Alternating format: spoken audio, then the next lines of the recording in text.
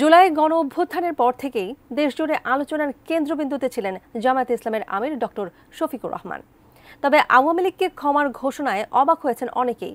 এদিকে মৃত্যুকে ভয় না করে স্বেচ্ছায় গ্রেফতার হওয়ার ঘোষণা দিয়েছেন জামায়াতের আমির। কিন্তু কেন? বিস্তারিত জানাচ্ছেন সহকর্মী শেখ ফরিদ।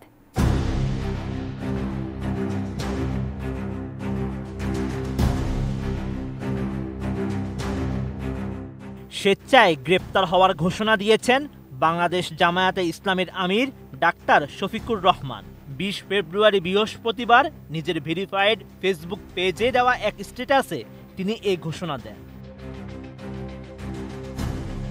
ফেসবুকে জামায়াতের আমির লিখেন, আপনারা নিশ্চয়ই লক্ষ্য করেছেন ফেসিবাদের নিষ্ঠুর জুলুমের শিকার মজলুম জননেতা এটিএম আজহারুল ইসলাম সাহেব এখনও বন্দী রয়েছেন। একে একে সব জাতীয় নেতা মুক্তি পেলেও তিনি বৈষম্য ও জুলুমের শিকার হয়ে বন্দী জীবনে কঠিন বোঝা বহন করে চলেছেন।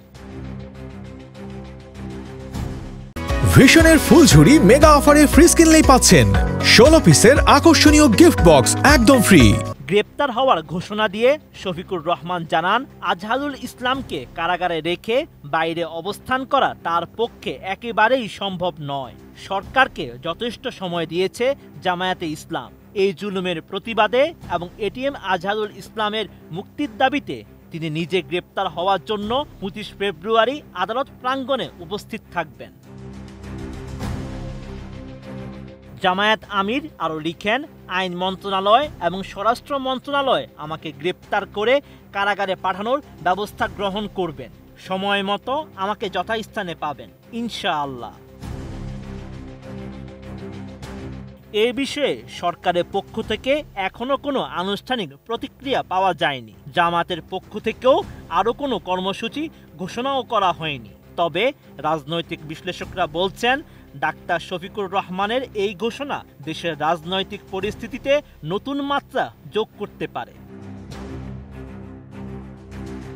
এর আগে শেখ হাসিনা কথিত মানবতা বিরোধী অপরাধের মামলায় জামায়াতের সাবেক সেক্রেটারি জেনারেল এটিএম আজহারুল ইসলামের মৃত্যুদণ্ডের রায়ের বিরুদ্ধে করা রিভিউ আবেদনের শুনানি হওয়ার কথা ছিল 20 ফেব্রুয়ারি। আদালতের সময় শেষ হওয়ার কারণ দেখিয়ে 20 ফেব্রুয়ারিতে শুনানি না হওয়ায় এমন ঘোষণা দেন জামায়াত আমির। এরও আগে এটিএম আজহারের মুক্তির দাবিতে গত 18 ফেব্রুয়ারি পুরানো পল্টনে সমাবেশ করে জামায়াতে ইসলামী। Sheikh Farid, ATN news.